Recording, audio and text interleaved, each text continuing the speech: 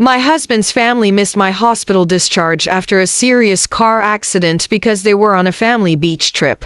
2 weeks later, they sent me a bill for the portion of the trip I owed them. Since I'd originally agreed to go before the accident happened, my name is Christine Walsh. I'm 32, and I work as a graphic designer in Phoenix. This is the story of the strangest, most infuriating piece of mail I've ever received, and what it revealed about my husband's family.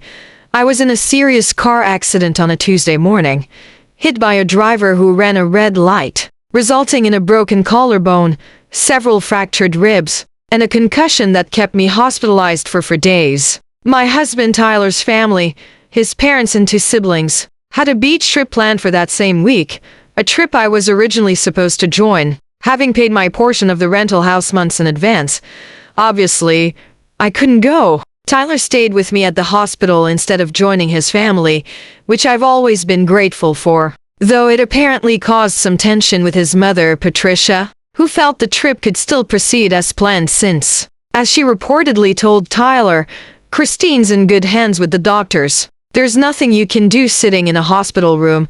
The family went on the trip without either of us. I want to be clear that I didn't expect the entire trip to be cancelled over my accident. That would have been an unreasonable ask, and I've never held it against them that Patricia, Tyler's father Gary, and his siblings still went. What I did expect, perhaps naively, was that they'd check in regularly, maybe even visit if they were willing to cut the trip short by even a day. Given that I was in serious enough condition to require a 4-day hospital stay, I got exactly 1 text from Patricia during those 4 days, sent on day 2, asking how I was doing, a message I answered honestly, describing the injuries and how scared I'd been. She responded with a single praying for you and nothing further for the remainder of the trip. I was discharged on a Friday, the same day the family trip ended. Tyler drove me home, settled me carefully into bed given my fractured ribs, and we spent the weekend adjusting to the reality of my recovery, which would take months given the extent of the injuries. About 2 weeks later, an envelope arrived in the mail addressed to both Tyler and me from Patricia. Inside was a printed invoice, formatted like an actual bill, itemizing the cost of the beach house rental, split by the number of people originally planned to attend, including me, with a note explaining that since I'd committed to the trip and paid a deposit that was non-refundable on their end, I still technically owed the remaining balance of my share, even though I hadn't attended. I read it twice, genuinely unable to process what I was looking at. My mother-in-law had sent me an invoice for a vacation I missed because I'd been hospitalized after a car accident. An invoice calculated down to the exact dollar amount, with a due date at the bottom. Tyler was as stunned as I was when he saw it, and initially assumed it had to be some kind of misunderstanding, that his mother wouldn't actually expect payment under these circumstances. He called her immediately, and I listened to his side of the conversation, watching his expression shift from confusion to genuine anger as the call progressed. Patricia, apparently, saw nothing unreasonable about the request. She explained that the rental house had a strict cancellation policy, that the group had absorbed the loss of my unused spot by splitting my share among themselves during the trip, and that she felt it was only fair for me to reimburse them now that I was recovering. Since the accident wasn't technically their fault and shouldn't become their financial burden, I want to sit with that logic for a moment, because it took me a while to fully understand what she was actually saying. She was arguing that my hospitalization, the broken bones, the concussion, the 4 days I spent unable to leave a hospital bed, shouldn't be allowed to inconvenience the family financially,